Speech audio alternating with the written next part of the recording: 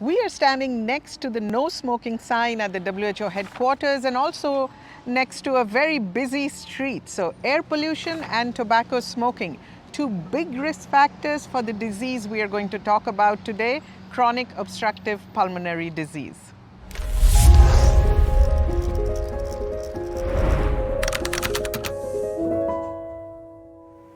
Sarah, a lot of people may not know what chronic obstructive pulmonary disease or COPD is, even if they may have the disease and may not know how to recognize it. Talk to us about what it is. So COPD is a group of conditions which affect the lungs of adults and cause obstruction of the airways. Chronic bronchitis or emphysema are other terms that you might have heard to talk about this. In COPD we have damage and we have inflammation to different parts of the airways. Depending on which parts are affected, it can affect people differently, and this can lead to different symptoms. Sarah, if people have COPD, how would they know what is actually happening inside us?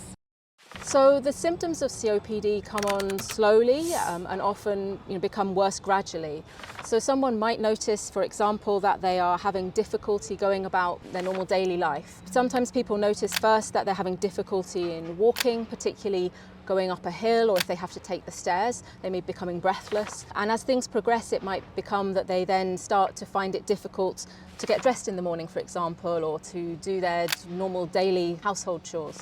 In severe cases, it can become so bad that people are breathless even when they are talking or eating.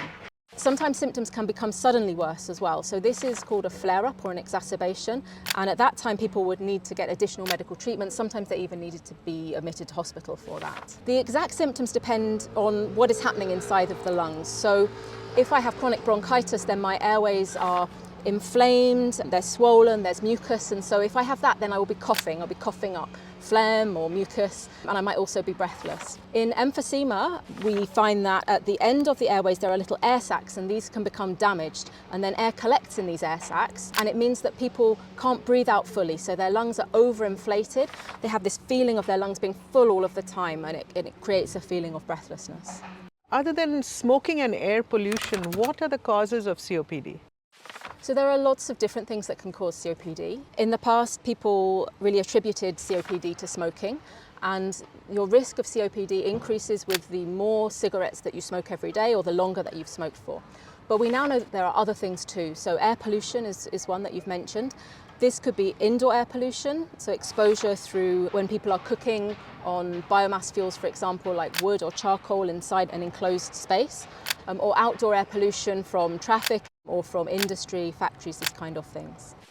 Sarah, are some people more susceptible to COPD? So actually, yes, our lungs start growing and developing even before we are born, and they continue to grow and develop throughout childhood, throughout teenage years, until they reach their maximum potential in your early 20s.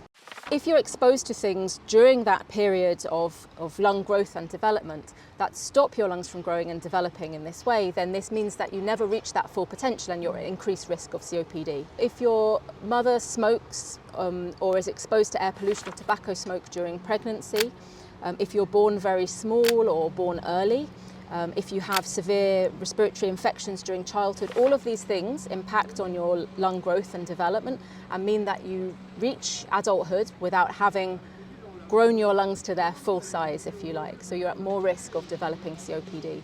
Asthma is another risk factor, so if people have asthma in childhood, particularly if it's poorly treated, then that can be a risk factor, and there are also some certain genetic conditions that can predispose to COPD. So that's actually alarming that if a mother is breathing air pollution and is a smoker, then the chances of the child developing COPD increases.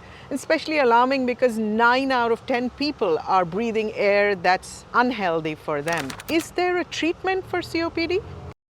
So if COPD is diagnosed early and appropriate treatment is started promptly, then people with COPD can live as full a life as possible. Remember, it's not normal to be breathless, and it's not just people who smoke that get COPD. The important things are, firstly, to stop smoking if people smoke.